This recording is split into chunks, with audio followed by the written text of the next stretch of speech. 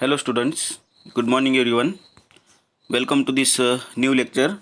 In this today's lecture, we are going to discuss about the electric field and its calculation. In the last lecture, we had the discussion about the force. We call it as a electrostatic force or Coulomb's force Fc, which is the force between two static charges given by K, Q1, Q2 divided by R square. This was the expression for the force where K is given by K is equal to 1 by 4 pi epsilon naught. This is for the free space, and for medium we can have epsilon naught into epsilon r is equal to epsilon naught into epsilon is equal to epsilon r. Okay, so medium and free space, they are related by this equation. So K is what? The medium constant.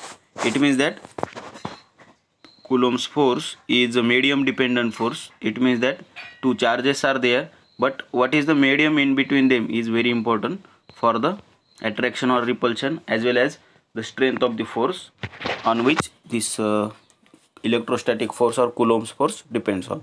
Now after that we have another quantity, it is the electric field. So what is electric field? Electric field, it is the field created or exerted by a charge. It is the field represented by E bar. It is represented by letter E bar, and it is the field which is created by a charge. Okay, this is the charge. Let us consider a charge, and we have another charge. This is one charge, this is the another charge. The field is created by one charge, exerted on another charge, right?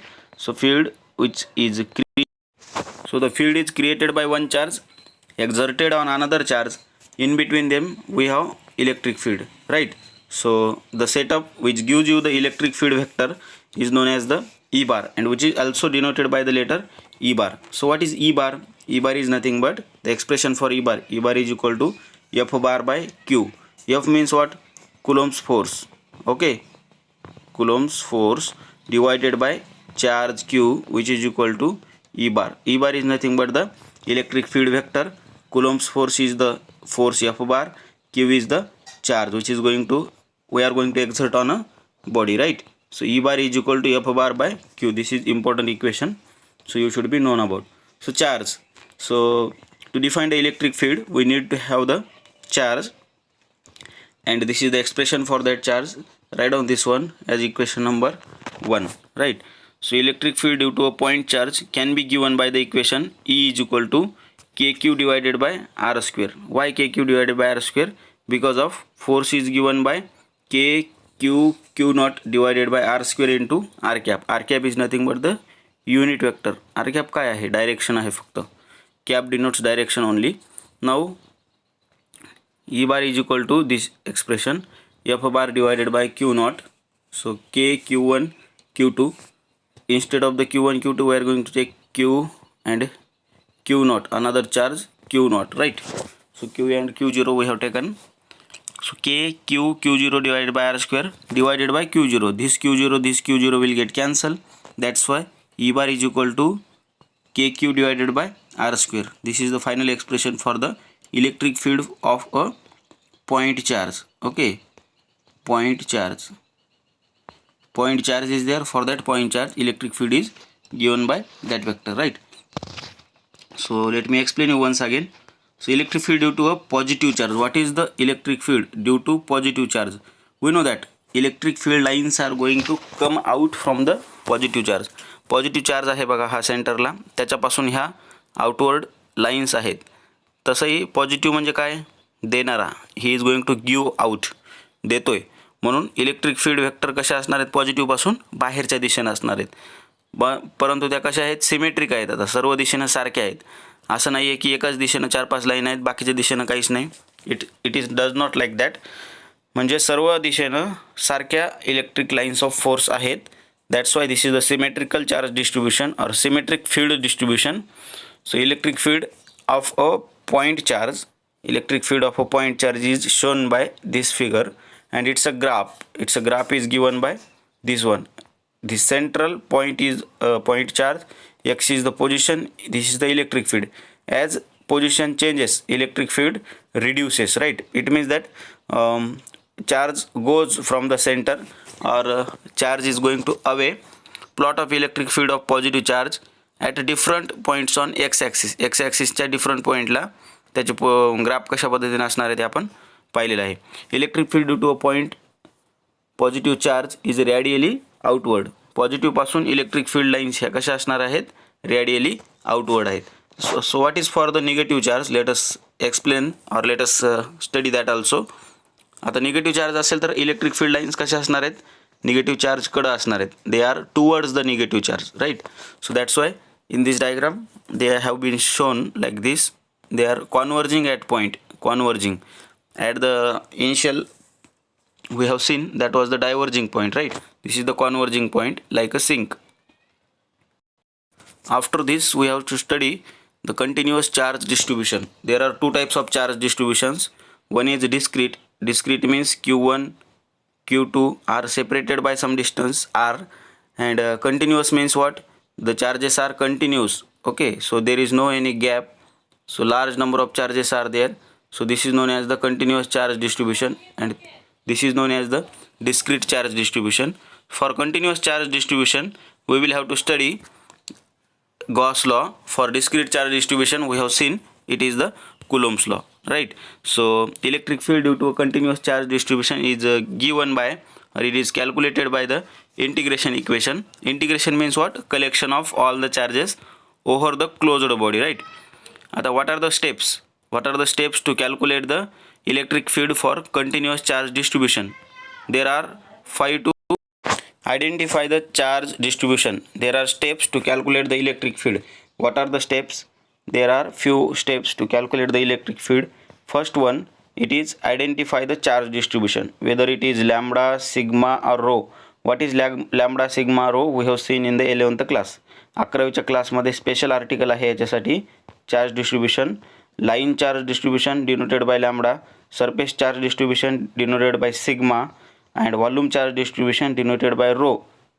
So you please refer the electrostatic chapter of 11th class. Second one, divide the charge distribution into infinitesimal charges dq. Small charges मध्ये त्याला आपण separate out करायचं आहे, which will be act as a tiny particles. Third one, what is the third one? The amount of charge dq, that is within a small element dl, da, dv is. सो चार्जला काय करायचं, आता distribute करायचं आहे small एलिमेंटमध्ये. D q is equal to lambda D l, d q is equal to sigma d a and d q is equal to rho d v. हे कशामुळं, length असेल तर डी एल येईल, सरफेस असेल तर डी ए येईल आणि volume असेल तर डी व्ही येईल. You just remember this equation, just remember this equation which is very important, right. जर समजा लेंथ असेल लिनियर चार्ज डिस्ट्रीब्यूशन तर लॅम्बडा डी एल येईल, जर सरफेस असेल तर डी ए येईल एरिया, वॉल्यूम असेल तर डी व्ही येईल. हे तीन डिस्ट्रीब्यूशन लक्षात ठेवा. फर्स्ट वनसाठी length d l, area d a, volume d v. This three are the charge distributions, right. So first one is the linear charge distribution, second is surface charge distribution, third one is the volume charge distribution. So after that let us use the Gauss law, 1 by 4 pi epsilon naught into dq by r square. This is the electric field calculation, and using Gauss law we can calculate the electric field for different vectors or different, what we can say, bodies, different shapes. Okay, so we have ring, we have rod, we have again different types of diagrams, right. So this is the rod, okay, this is the cylindrical shape, we call it as a linear charge density, right. This is 1D, one dimension. We have now area, okay, here length, breadth. So this is also the plane sheet. For this plane sheet we will have to go for DA.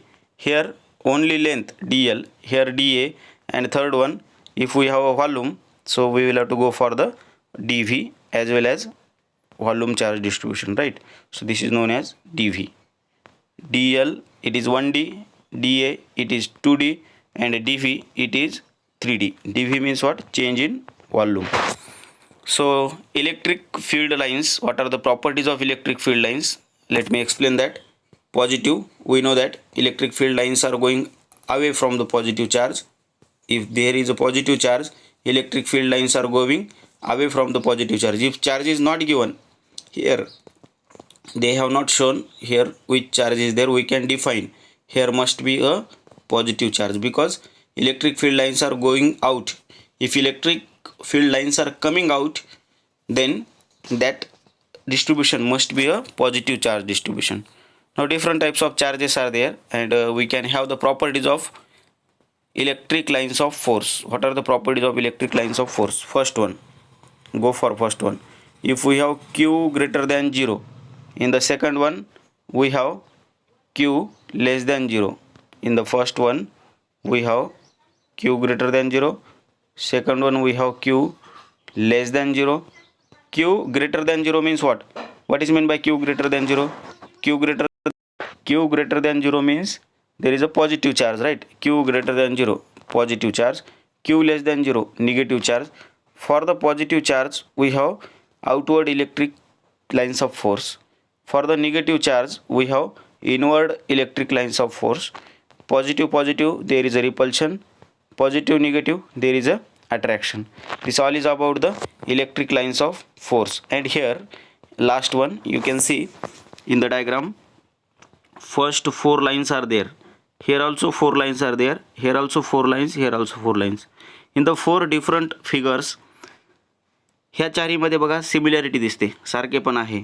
Chari लाईनमधली spacing सारखी आहे, चारीची direction same आहे, युनि directional आहेत, म्हणून हे distribution आहे uniform electric field.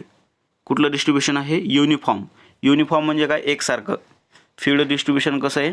पहिल्या डायग्राममध्ये uniform आहे, ह्या तिन्हीमध्ये non uniform आहे. या तिन्हीमध्ये कसं डिस्ट्रीब्युशन आहे?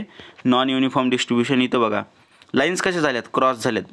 इथं 3 लाईन मधली स्पेसिंग वेगळी आहे, ह्या एका लाईनमधली स्पेसिंग वेगळी आहे.